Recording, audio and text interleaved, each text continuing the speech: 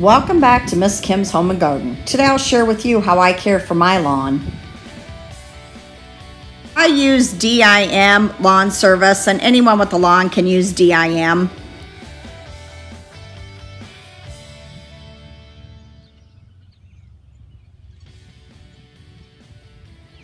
This is my Scott's spreader, and I only use Scott's products on my lawn.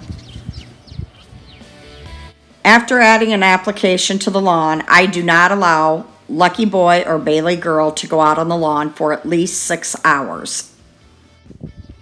I also take all the dead leaves from the garden beds in the spring and mulch them with my mower right into the lawn. 2 things I do every week is I mow the lawn once a week, and I also edge once a week. And when I mow, I do not collect the clippings of the grass from the lawn. I just let it go right back into the lawn. Looks good. Thanks for watching. See you in the next video.